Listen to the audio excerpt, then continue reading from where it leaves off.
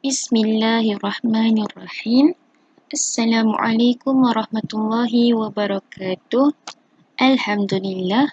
Hari ini kita akan sambung tajuk pembelajaran kita Pendidikan Islam tahun 3 bidang sirah, iaitu Wahyu Teragung.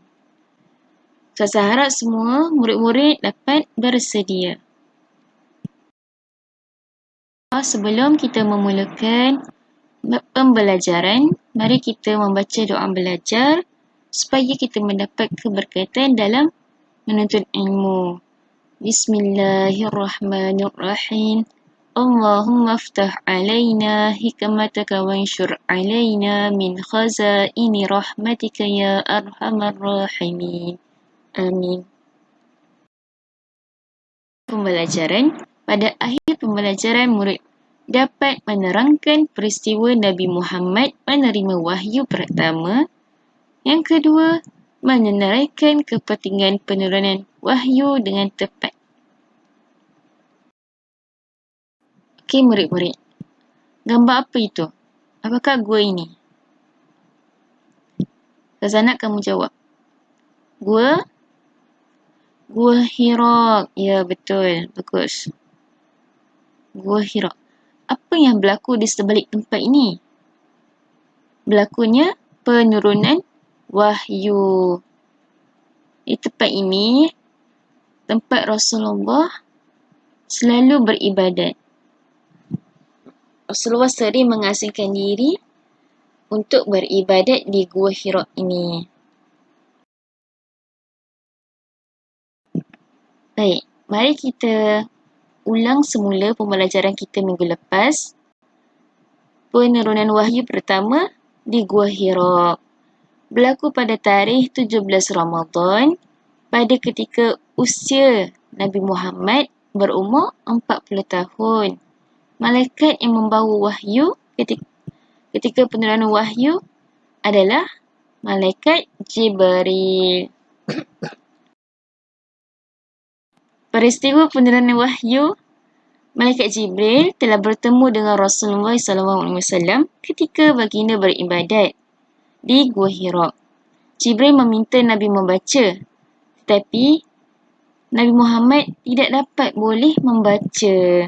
Lalu Jibril memeluk dan meminta baginda membacanya lagi. Akan tetapi Rasulullah tetap memberikan jawapan yang sama, iaitu Rasulullah tidak boleh membaca. Selepas 3 kali meminta baginda membaca dan memeluknya, Jibril mengajar Nabi Muhammad ayat 1 hingga 5 surah Al-Alaq, iaitu surah yang pertama yang diturunkan. Al-Alaq ayat 1 hingga 5. Sazanak murid-murid baca sekali dengan Ustazah. Bismillahirrahmanirrahim. Iqra' bismi rabbikal ladzi khalaq. Khalaqal insana min 'alaq. Iqra' wa rabbukal akram. Alladzi 'allama bil qalam.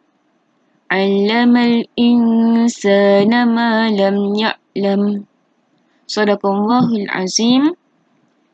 Ayat 1 hingga 5 surah Al-Alaq merupakan surah yang pertama, wahyu yang pertama yang diturunkan kepada Rasulullah.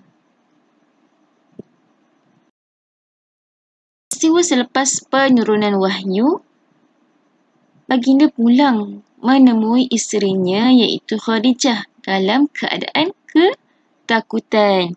Khadijah menyelimutkan dan menenangkan baginda. Kemudian, Khadijah membawa baginda bertemu dengan sepupunya iaitu Waraqah bin Naufal, seorang pendeta Nasrani. Menurut Waraqah, baginda telah dilantik menjadi Rasul sebagaimana yang disebut dalam kitab terdahulu.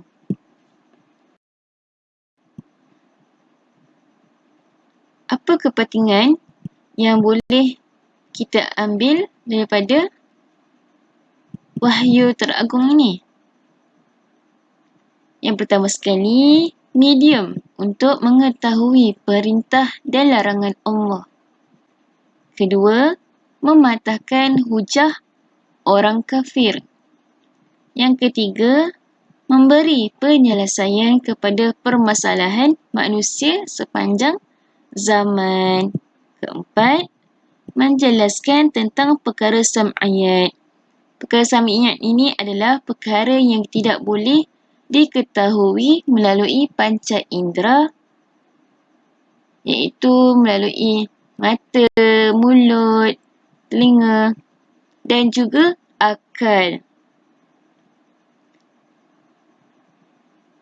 Yang kelima, mengandungi iktibar tentang peristiwa terdahulu. Wahyu teragung merupakan Al-Quran yang kita baca selama ni. Dalam Al-Quran mengandungi pelbagai kepentingan, kelebihan yang kita boleh perolehi. Wahyu pertama, iaitu Al-Quran ini, diturunkan di Gua Hira, diturunkan pada 17 Ramadan yang disampaikan oleh Malaikat Jibril, diterima ketika Nabi Muhammad berusia 40 tahun. Wahyu yang pertama yang diturunkan adalah surah Al-Alaq ayat 1 hingga 5. Ya, betul. Pembelajaran kita kali ini. Saya harap kamu dapat fahami tajuk pembelajaran pada hari ini. Terima kasih. Semoga berjumpa lagi. Assalamualaikum warahmatullahi wabarakatuh.